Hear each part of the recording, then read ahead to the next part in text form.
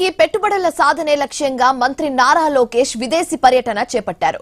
నేటి నుంచి ఈ నెల 10 వరకు 5 రోజుల పాటు అమెరికా, కెనడా దేశాల్లో పర్యటించబోతున్నారు. తొలి రోజు డల్లాస్ లో తెలుగు డయాస్పోరా సమావేశంలో పాల్గొంటారు. 8, 9 తేదీల్లో శాన్ ఫ్రాన్సిస్కో వేదికగా పలు కంపెనీల ప్రతినిధులతో సమావేశమవుతారు.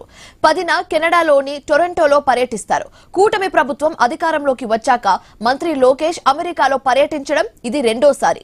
పెట్టుబడుల సాధన కోసం గత 18 నెలల్లో అమెరికా, స్విట్జర్లాండ్, సింగపూర్, ఆస్ట్రేలియా దేశాల్లో పర్యటించారు.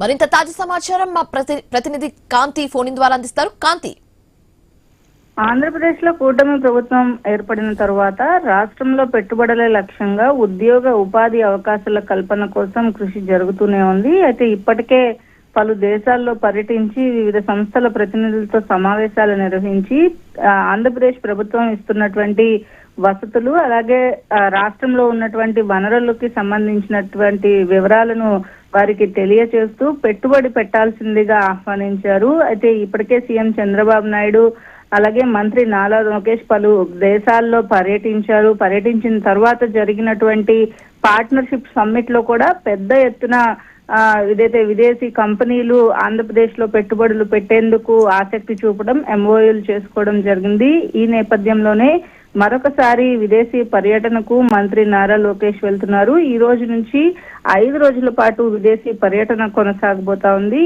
అయితే ఈ నెల 10వ తేదీ వరకు అమెరికాలో మరియు కెనడాలో లోకేష్ పర్యటిస్తారు. రాష్ట్రానికి పెట్టుబడులను ఆకర్షించడం, కీలక సంస్థల సహకారంతో అవకాశాలు ఏవైతే ఉన్నాయో వాటికి సంబంధించినటువంటి అవకాశాలను పరిశీలించడంలోనే ఈ టూర్ ప్రధాన ఉద్దేశంగా చెప్పుకోవచ్చు. అయితే ఏదైతే ఈ రోజు డల్లాస్ లోని తెలుగు డయాస్పోరా సమావేశంలో మంత్రి నారా లోకేష్ పాల్గొంటారు. స్థానిక తెలుగు సంఘాలు, ఐటీ ప్రొఫెషనల్స్ తోటి రాష్ట్ర అభివృద్ధి, పెట్టుబడి అవకాశాలపైన ఆయన చర్చిస్తారు. ఇక 8, 9 తేదీల్లో శాన్ ఫ్రాన్సిస్కోలోని పలు కంపెనీల్లో ప్రముఖ కంపెనీల ప్రతినిధులతోటి సమావేశమవుతారు. టెక్నాలజీ, స్టార్టప్లు, డిజిటల్ ఇన్నోవేషన్ రంగాలలో ఏపీ పెట్టుబడులకు తీసుకురావడమే ఈ సమావేశాల ప్రధాన ఉద్దేశంగా తెలుస్తా ఉంది. అలాగే కెనడాలో పర్యటిస్తారు అమెరికాతో పాటు. దానికి సంబంధించి చివరి రోజు అంటే ఈ నెల 10వ తేదీన